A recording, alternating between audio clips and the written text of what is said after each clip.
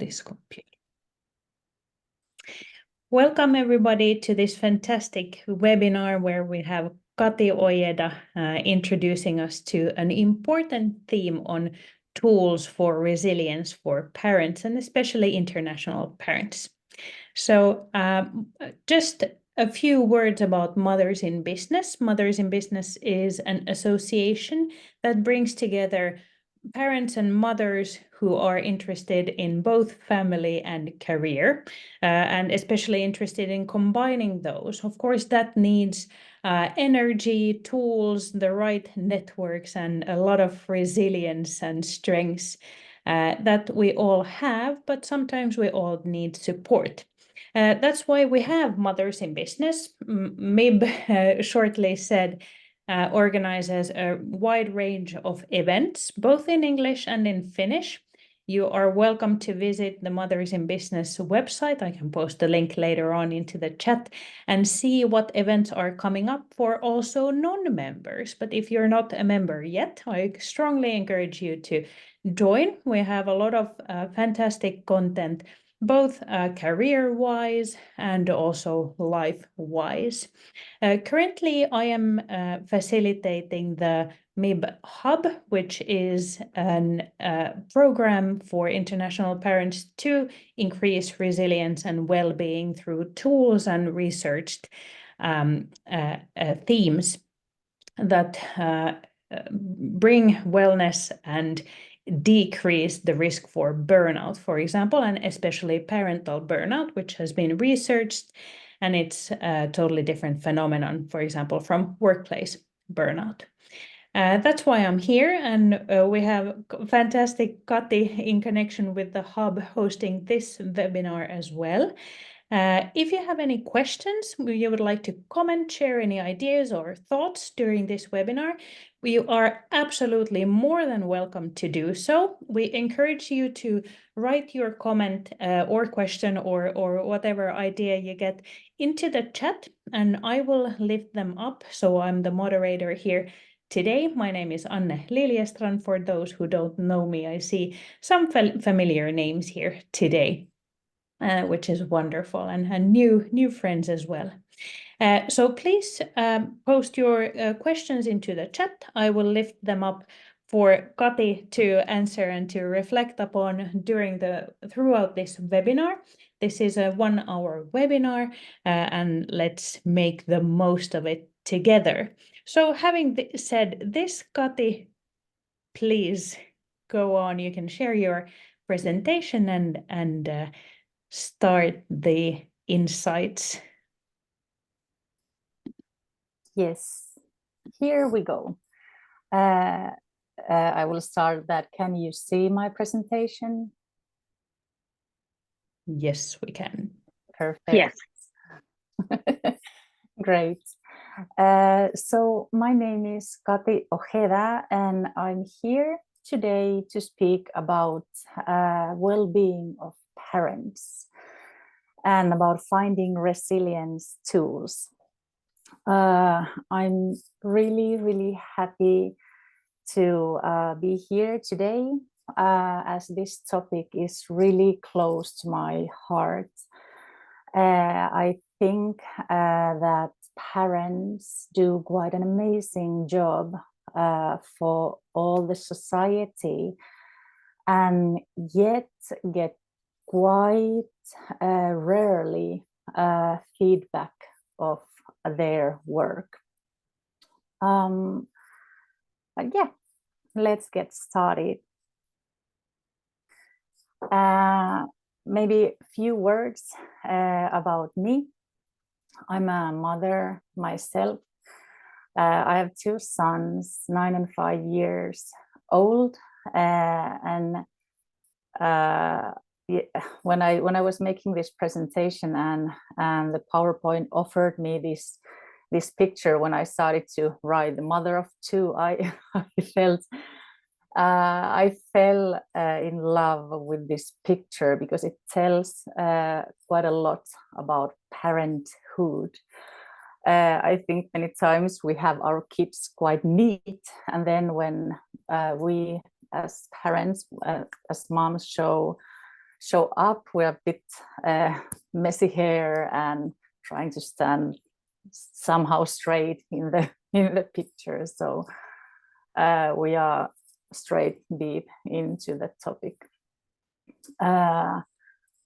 I live in a family of quite a cultural mixture. My husband is from Spain and has family also in Latin America.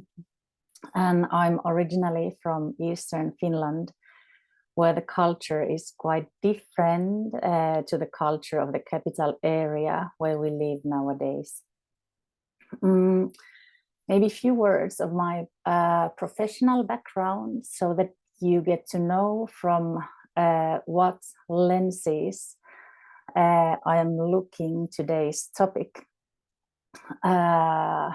From my first profession, I'm a nurse, I'm a registered nurse, and I've been working in many different fields of healthcare.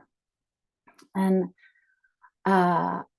what I have noticed, especially when working with mental health, that people are quite alone, or people feel quite alone when they are facing some problems. And other thing, what I have noticed during my working years is that the results when getting timely help are quite amazing. And it's not obvious to get timely help. And especially, again, talking about mental health, there is a lot to improve in our healthcare system. It's not easiest to try to access to the services, and especially if you are not familiar with the service system, or if you don't have the local language. Nowadays, there starts to be quite a lot of information also in English, but we are still lacking a lot of support to the internationals living in Finland. I was previously working, developing guidance and counseling services for immigrants living in Espoo. And this topic came really close to me. My responsibility was all the themes, aware all the themes about health, mental health, and well-being. And I really got to see close how challenging it might be to find the right help. Another thing I would like to lift up from my previous work experience, I had the privilege of meeting a lot of people from different countries, from like all over the world.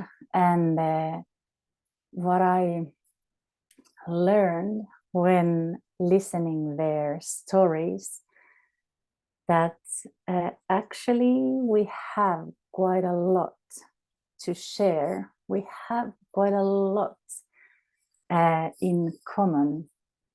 And especially when it comes to emotions, when it comes to feelings, quite many of us, we know what it is to feel happy, or what it is to feel sad, or what it is to feel disappointed or lonely. And sometimes you don't even need words when sensing other person's feelings, because our mirror cells work so well when we are present with the other person. But yeah, maybe these insights from my work history, maybe these are the ones that are the base of my own company. I'm also an entrepreneur. Still, I do it on the side of my day job, but I wish to build it one day a bit bigger. And I wish that with the things I have learned in my career and with the things I have learned meeting so many different people, I could do my part helping people to get timely help and maybe to help people to ask help as well. That's something about me. Before digging deeper to today's topic, let's make a short breathing exercise. You can maybe shake your arms a bit, maybe your legs as well if you're standing. And then you maybe roll your shoulders a few times. And then if you feel comfortable or if you have a possibility, you could maybe close your eyes and just breathe relaxed for a few times.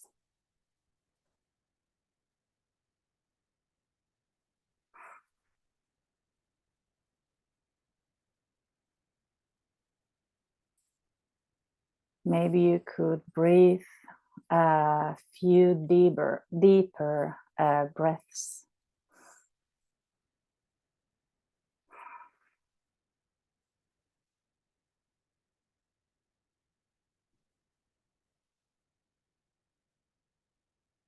When we breathe deep, we give a message to our vagus nerve, or vagus, I don't know how you say it in English, the nerve which is connected to all our organs. And just breathing deep,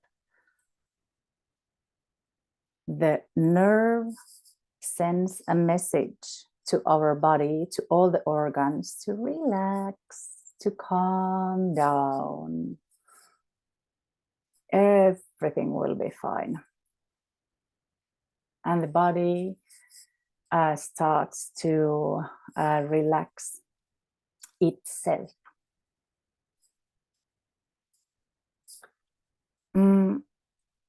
When talking about well-being of parents, I have talked about this topic with many friends lately, and quite many are in the situation that they would wish, or they wish, some kind of change in their situation.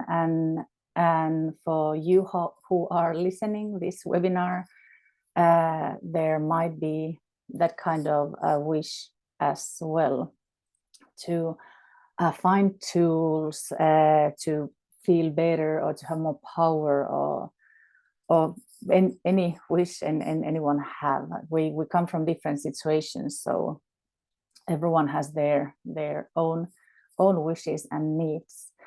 But when wanting a change, or when looking for a change, it's good to start with recognizing your situation now. Can I, yes, Kati, Anne, please. just jump in?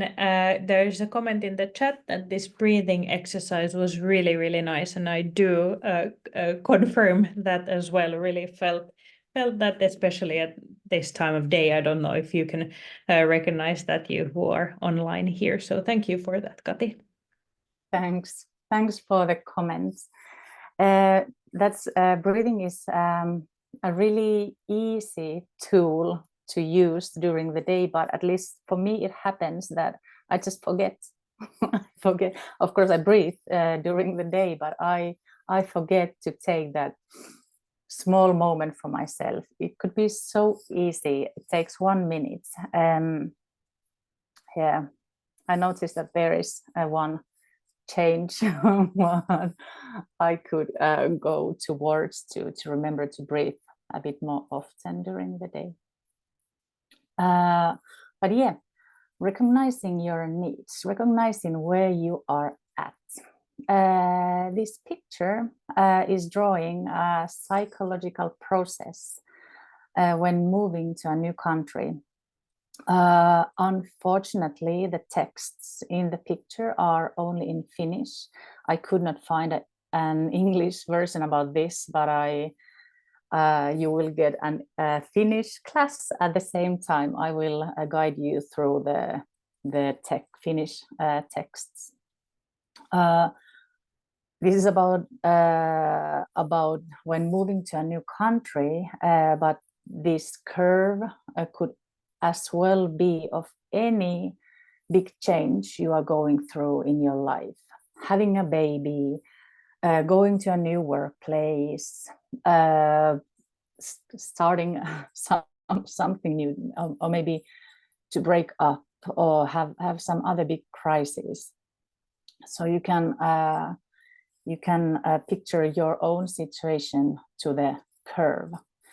But I think this draws quite nicely what happens with a big change. At first, there's a muutto Suomeen, so any big change, moving to Finland or having a baby, anything, there comes like happy thoughts, and then maybe some challenges with paperwork, something, and then many times the feeling goes quite up. It says kuherruskuukausi, like the month when you're like really happy and excited and you're thankful that, oh, I have this new job and I'm so excited, and everything here in the new country, oh, what a peace and nature and everything, and after some time you might start to notice that, well, the peace is maybe something that it's nice in pieces, but if it's hard to get human contact here to others, or to make new friends, or there comes challenges with the language or anything, you start to feel a bit disappointed and maybe a little lonely, and the feeling starts to curve down. The dive can be quite deep, for some even until depression, if it continues for longer. And it says in Finnish reaktiovaihe, so it's the reactions, like you feel powerless or anxious or angry, or you might have troubles when sleeping, or maybe some physical pain. Many times when we react to our feelings with our bodies as well. For example, back pain or stomach pain, headache, tells about stress. It can tell about some problem in the back as well, but those are the places where we many times sense the stressful situations. But as we also know that the life goes on, after hitting the bottom, there comes an like fixing phase, where you still might feel like sad and homesick, or you start to notice that, okay, we moved here with a family and I feel homesick a lot, but my kids are getting new friends and they are adapting really well, or with that maybe life goes on and here are good things as well. And then after that, there comes the uudelleenorientaatio, like the orientation again with the regular joys and sorrows. Everyone's life is some kind of roller coaster with its up and downs, but this curve is just for the big changes. Another great tool to recognize our needs is this picture of hand of mental health. This is probably quite familiar tool to quite many, and I'm happy if it is. But at least for me, it happens that every time when I stop next to this picture, it's a perfect reminder of that what are all the things what affects our well-being, our mental health. I don't know if you can see the text depending of what kind of screen you are looking at, but the picture draws a hand where the in the middle you have the daily rhythm, your studies, work, job hunting, staying at home with kids, like daily chores. Then there is the sleep and rest. There is food and eating habits. The third finger is for relationships and emotions. Then there is exercise and mindfulness and creativity and pleasure. And when we look at this hand as parents, quite often we take care that our kids have all these needs filled.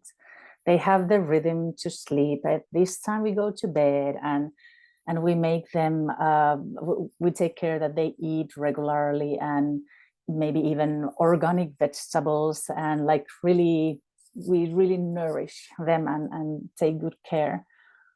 Relationships and emotions we support. We take our kids to play dates, and we try to support their relationships with friends, or maybe with grandparents or other relatives. And also about exercise, mindfulness. I don't know how much with kids, depending of people, how much they practice like relaxing skills. But about exercise, we take care, we drive kids to their hobbies, and we take care that when they are small, we buy all kind of tools that they can learn important skills or creativity and pleasure. We buy them things to paint, or we take them to music play school or something, and we take really, really good care that our kids' needs are filled. But then when we start to look the hand from our own perspective, are we doing as good? I have heard, and I have also experienced that it's quite easy to start to save from sleeping and resting. If you have small kids, it happens naturally. And what I have heard, that when you have bigger kids, teenagers, it's the same stress waking up during the night. Food and eating habits. Do we remember to eat well? Do we remember to eat regularly? Do we snack all the time? Or what about the relationships? How are those doing? Do we have time to meet our friends? How about if our family members lives far? We are lacking those connections. Or if we have some relationship, what really drains our power. And what about exercise, mindfulness? How many times a day if if it's sometimes hard even to remember to breathe deeply for a minute, then how easy it is to find 15 minutes to, hey, I will just relax now. Or maybe if you go to exercise to some gym or something, you have some kind of schedule to follow, and that might be easier. But again, it depends on the situation. Do you have someone to take care of your kids, or what to do with them?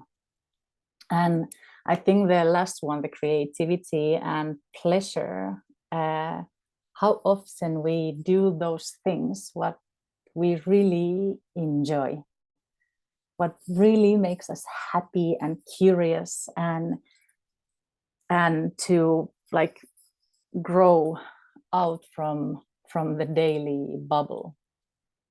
And when talking about needs and feelings, many times, like I talked earlier already, that many times we feel the feelings in our body. Anxiousness or loneliness, we might feel it like pressuring the chest, or worry, or if we are really tired or burned out or depressed, we might feel it in our arms, that we are powerless, or in our legs, or and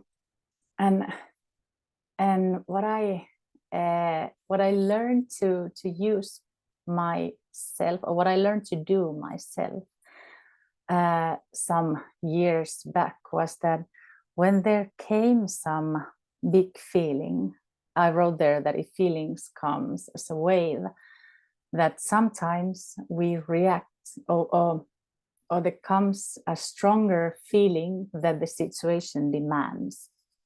For example, if the kid is not listening, if we are in good power, we might, hey, find some tools to trick the kid from with some jokes or something to listen better. But then if we are tired, it can happen that we suddenly feel really overwhelmed just with a small thing, or if like any of those daily situations, if there comes a moment where you feel that the feeling is somehow overwhelming or bigger that the reaction actually asks, I think there is a moment to stop. It's quite easy to blame ourselves. I should not feel this anxious, or I should not feel angry about this. But what if instead we ask that, hey, where does this feeling come from? That what does it tell? That in, like, for example, I somehow take the example of kids who are not always listening, that maybe the feeling tells that, hey, I feel that I don't have tools. I feel maybe alone in that situation. I feel sad that I don't know better. Or maybe I noticed that, hey, I would need more time for myself, or I would need that someone just listens to me sometimes, or like anything what can be behind that big emotion. And I think when we start to find and when we start to stop with those feelings, we can find the bottom needs, what we have under all the rest of the things what are happening in our life all the time. And yeah, when we find our way that, hey, actually I need to get heard, or I need more own time, or I need to do something creative, something what I forgot to do. But for example, when we are maybe time before kids or before work life, we might paint or listen to music and use that kind of tools to cheer us up. And with a busy life, we forget. So when we start to notice those needs, all those feelings, we easily wait or expect that the people around us would know what we need and would somehow act towards to fill our needs. But many times the people around us are not so good reading our minds, and we might get crashes waiting that the others react. So there comes the importance of communication, that how well we get to say to others that, hey, you know what, I need a hug, or hey, I need some own time, or I need to go out for 5 minutes, or whatever is the need. I need you to listen to me without interrupting, or anything what we have there under. And yeah, I think that's one key what can help us to achieve the needs. Oh, achieve is wrong word there, to fill the needs better. And also you can use that with your kids, depending on their age or their capabilities to play alone for a while, for example. But I personally use many times that hey, I need now 5 minutes, that please, if you could go to play in your room, and I just take 5 minutes own time. I take a coffee and chocolate or something to read, or just lay down at sofa, and I might even put an alarm for 5 minutes that, hey, this is my like really own time. And that is the way how kids can also learn that parents has their needs as well, that it works both ways. Another tool I would like to introduce, when we have found our needs, that what is it that we are lacking, or what is it that we wish to have more or to have less. What I hear quite often, also me saying that oh, it would be lovely to do that, but I don't have time. And I have heard that also from many others, that people have quite busy lives, and it's hard to find time for your own needs. Or if you wish to add something else what you already have on your pie. I came up with this meta work pie when I was thinking if to start with my own company. I draw this pie to my husband, and I put there like everything what I have. I put there, if the blue is for sleeping, the green is for work or for studies or whatever. And then there are the other pieces, your own hobbies, your kids' hobbies, your kids' daycare things, or to remember to bake mokkapala for your kids' school events, or like anything. And also I draw there the things what drains a lot of our power and is not so noticeable, is the meta things what we do. We are thinking all the time, do the kid have proper clothes for this weather? Oh, they got small, we should buy new ones. Or what to prepare for food for next week. Or there's a Valentine's Day, what is masking party at the daycare? Do the kid have something to dress there? Or to organize the play dates with friends, and plus all the own things we have to carry and do. But we carry a lot of our kids' things. It's normal to carry them. But what I think that we are quite good, especially women are quite good at taking everything to their plate. Like it's somehow natural. I think in Finland it